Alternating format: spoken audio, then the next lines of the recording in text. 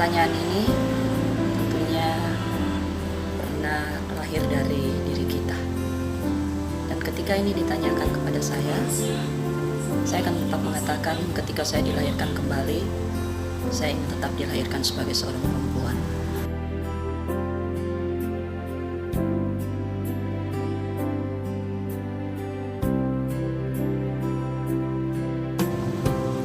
Perempuan itu punya keunikan. Kami memiliki rahim, tempat di mana awal sebuah kehidupan. Dalam jiwa kami yang hidup, kami juga bisa merasakan ada jiwa yang lain yang hidup di dalam tubuh kami. Dan kami turut memproses itu semuanya dengan segala suka duka yang tentunya dilewati setiap perempuan yang mengalami apa yang dinamakan dengan kehamilan.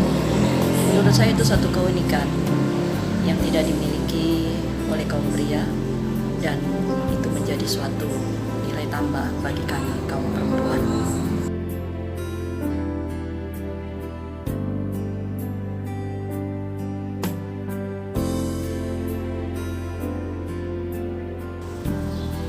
Pernah kecewa, pernah marah, pernah. Bahkan saya pernah berada pada suatu titik kehidupan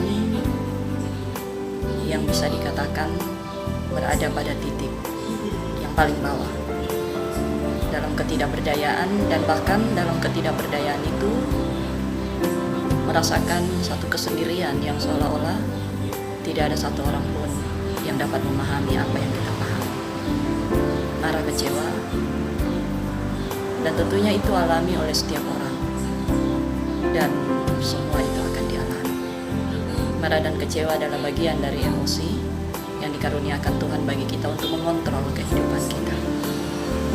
Apa yang membuat saya pernah kecewa, apa yang membuat saya pernah marah, tentunya berbagai hal.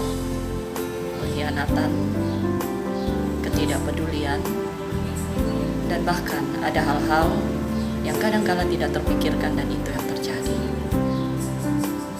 Dan tentunya ini semua pernah dialami oleh setiap orang sebagai seorang perempuan. Juga tentunya paling banyak mengalami hal-hal yang seperti ini, karena menurut pemikiran orang-orang bahwa perempuan itu bekerja dengan perasaannya, tetapi itu benar. Dan dengan perasaan itulah kita bisa mengungkapkan apa yang kita rasakan di dalam hidup kita.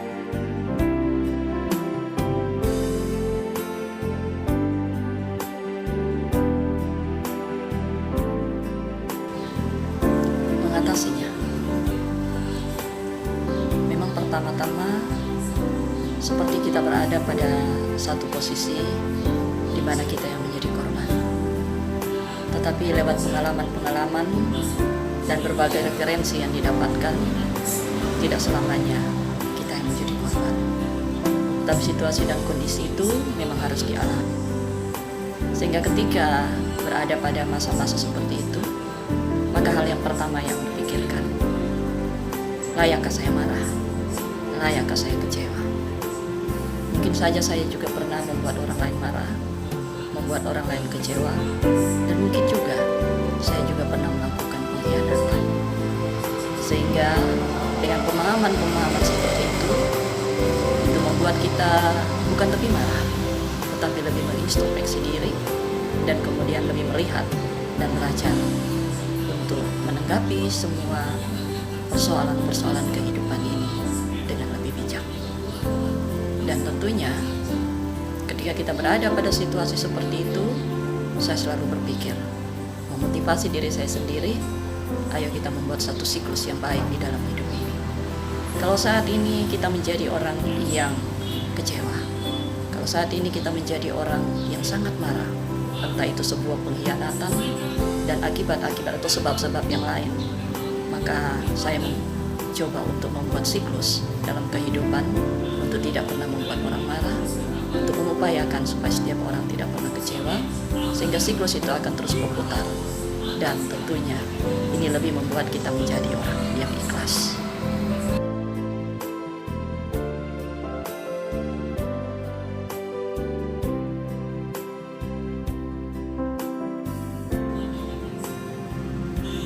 hubungan saya dengan Tuhan.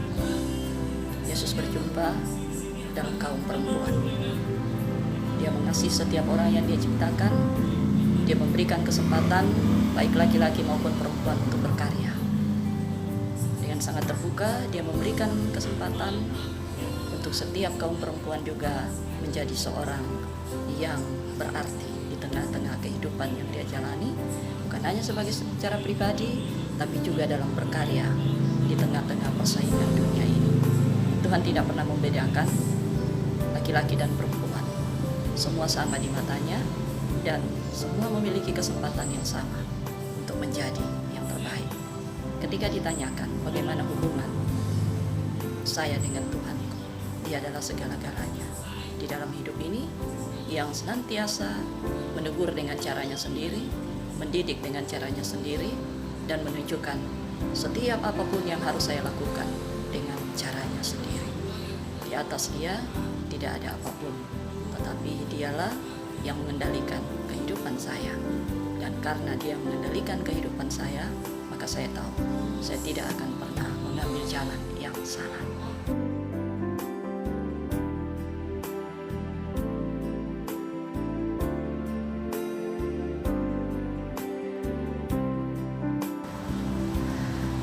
Harta yang termahal adalah ketiga anak saya. Itu adalah sesuatu yang tak bernilai yang Tuhan berikan untuk saya. Dan sekalipun bisa dinilai dalam pandangan orang lain, tetapi di mata saya, mereka adalah harta yang paling terindah, harta yang termahal yang Tuhan berikan kepada saya. Dan ini akan menjadi sesuatu yang sangat berarti di dalam hidup ini. Ketika kita melihat bahwa anak-anak kita adalah sesuatu yang berharga di dalam hidup ini, maka pasti kita akan menjalani hidup ini juga dengan menghargai setiap apapun yang kita lakukan, karena itu akan menjadi kenangan bagi anak-anak kita.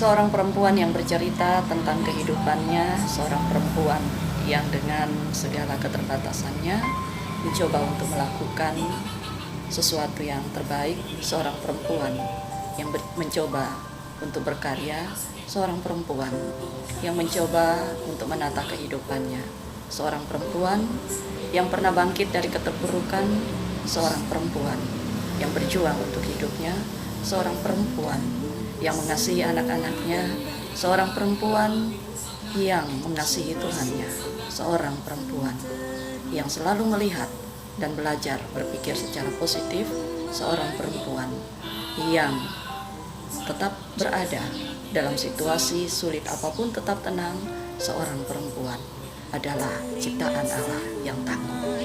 Selamat Hari Kartini dan selamat buat kaum perempuan semua. Tuhan memberkati kita. Amin.